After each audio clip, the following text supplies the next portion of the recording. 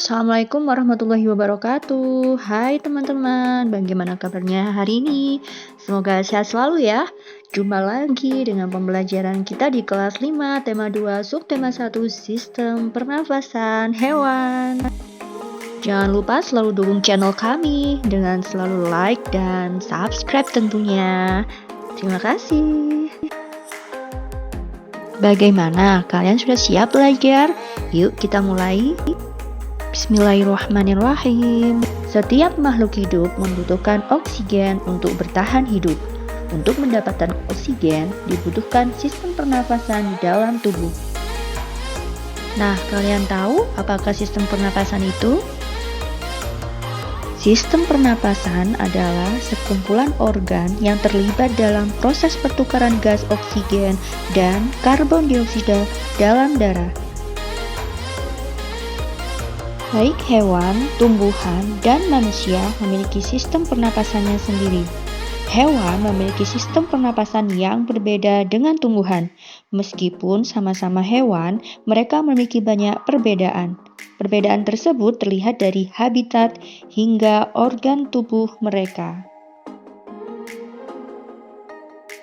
Sistem pernapasan mereka beragam, tergantung dengan di mana mereka tinggal. Perbedaan ini membuat hewan bisa hidup sesuai dengan habitatnya.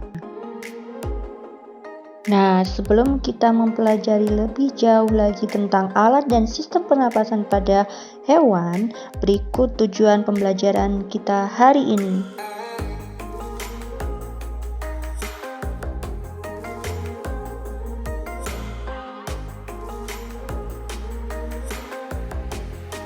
Nah, inilah tujuan pembelajaran kita hari ini. Semoga kalian paham dan tetap semangat.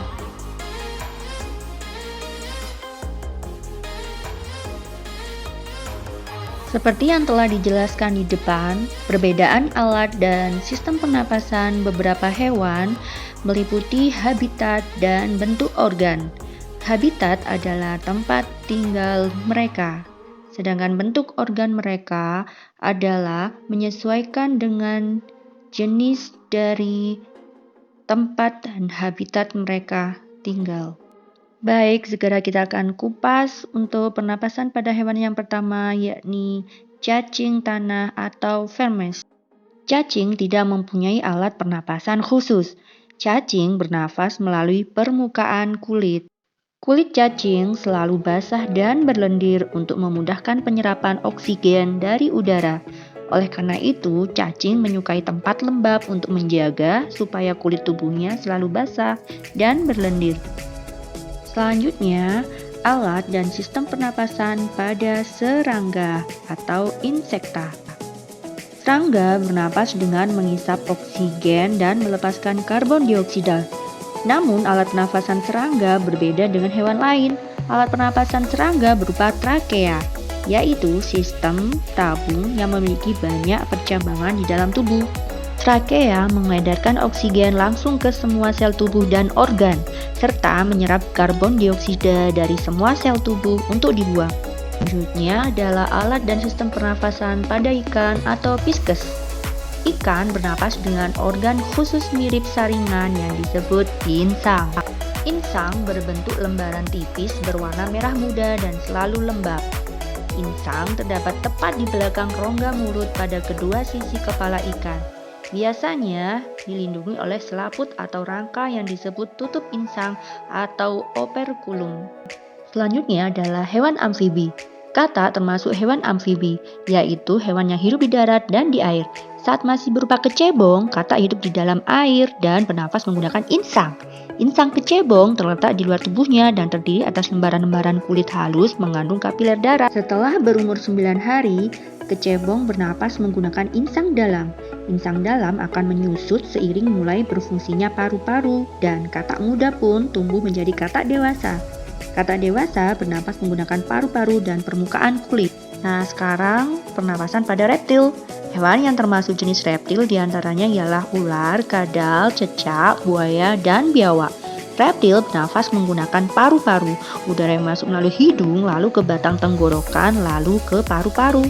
Paru-paru reptil terletak di dalam rongga dada dan dilindungi oleh tulang rusuk. Pada reptil yang sering berkubang di air seperti buaya, lubang hidungnya dapat ditutup selama menyelam. Dengan begitu, air tidak akan masuk ke dalam paru-paru. Selanjutnya, sistem pernapasan pada burung atau aves. Burung bernafas dengan sepasang paru-paru. Paru-paru burung terletak di dalam rongga dada. Udara yang mengandung oksigen masuk melalui lubang hidung pada pangkal paru sebelah atas. Selanjutnya, udara masuk ke pembuluh udara yang disebut trakea. Dari trakea, udara sebagian masuk ke paru-paru dan sebagian lagi masuk ke kantong udara. Kantong udara burung berfungsi sebagai tempat penyimpanan udara.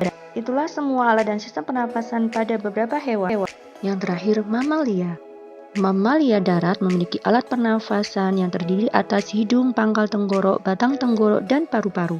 Sedang mamalia air, hidungnya dilengkapi dengan katup. Saat mamalia tersebut menyelam, katup akan mengatup dan sebaliknya.